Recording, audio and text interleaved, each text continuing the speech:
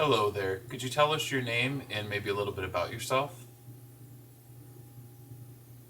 Hello, my name is Jean Cox. I was born and raised in Cleveland, Ohio, where I still reside. I worked for a manufacturing company for 23 years in the area of quality control. I understand you're president of the ICDA. Would you be able to tell us what ICDA is? Sure, ICDA is International Catholic Deaf Association. We have chapters in 3 countries, in Canada, the United States, and Venezuela. We focus on deaf and hard of hearing Catholics all over the world to help them grow in their faith and share their faith. We have a biennial conference where we provide workshops so people can learn more about their faith.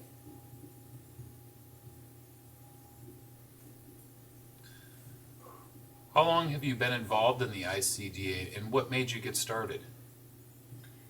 I've been involved for, maybe 30 years. I learned through a deaf gentleman who was a leader in the deaf community himself. He didn't want to become involved in the ICDA, but he encouraged me to do so.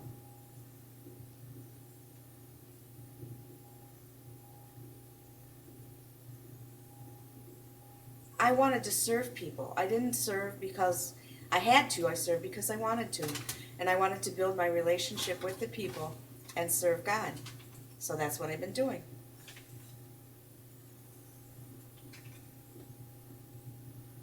How does ICDA help local deaf churches?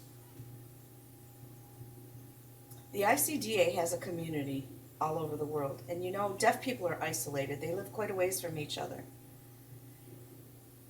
And the church doesn't know how to churches don't know how to reach out to them. And through the ICDA, we can spread the news. And that's how it helps the community. Not only that, but at the same time, we build community with trust, faith, and hope. Basically, love is the most important thing. And that's how we reach out to love other people in the church. Because you know the church itself is the people. And we need the people to work together. How many members are in the ICDA here, just in the US alone? We have over 1,000 members. Plus, we have chapters. About 30 active chapters. If a deaf person wanted to join the ICDA, how would they do that?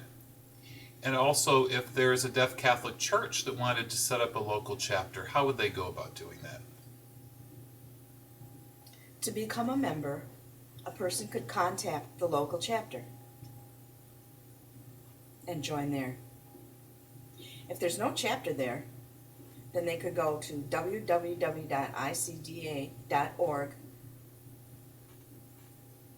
find the form, and fill it out, and that's how they become a member.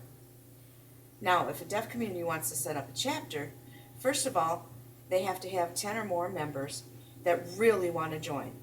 Then they can contact us so that we can set up the process and get them going so they can initiate a chapter. I know that you've been heavily involved in your deaf church at the St. Augustine Center in Cleveland. Could you tell us what your main role is there?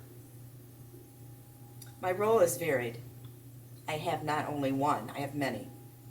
I work here as the secretary of the ICDA. At church, during Mass, I do the readings. I'm a Eucharistic minister. And I lead the responses during the Mass for the deaf so that they can become involved in the Mass itself. If the churches have an activity, I become involved in the fundraising, and then we'll give the money to the church or the ICDA. It seems like you're very serious about your Catholic faith. Can you tell us why that is? Well, the reason is when I was growing up, I would go to church and wouldn't understand anything that was going on. Everything went right over my head. One gentleman from the deaf community asked me if I read lips, and I said yes. And he said, well, why don't you come to our deaf church? So I went. And I felt that I understood what was going on. Then when I went to a biennial conference of the ICDA, I saw many deaf people there. And they came from all over the world, and I was really inspired by them. And that's where I saw the different roles that people had, to serve and to love. And when I went back home, that helped me become more motivated to learn more and just to keep progressing and learn more about my faith. And the people that served me, I could serve them. They really impressed me because I could see what they were doing. And I had an inner feeling of peace and hope. I saw a lot of love there. And when I saw Jesus on the cross, how he had given up his life for us, I was really impressed. We always sin, but it doesn't matter. Jesus keeps on forgiving us. So I felt that I had hope, and I built my faith from there on. Who would you say your favorite saint is and why? Really, I don't have a favorite saint, but I have two people who have not yet become canonized, but will be, I'm sure. To me, they're already saints. One is Mother Teresa, and the second is Blessed Pope John Paul II. They're already saints to me, even though they haven't been canonized. There are a lot of saints. My favorite, I would say, is Saint Gianna Mole. She inspired me because she herself was a woman, a doctor, a wife and mother, but she still had a strong faith. She died during childbirth. She knew she was going to die, but she gave her life for her unborn child. She trusted Jesus. That's what really inspired me. What kind of advice could you give people who are watching our story today?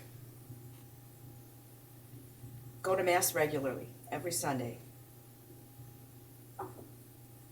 Make sure you have a heart to serve other people and that you do it.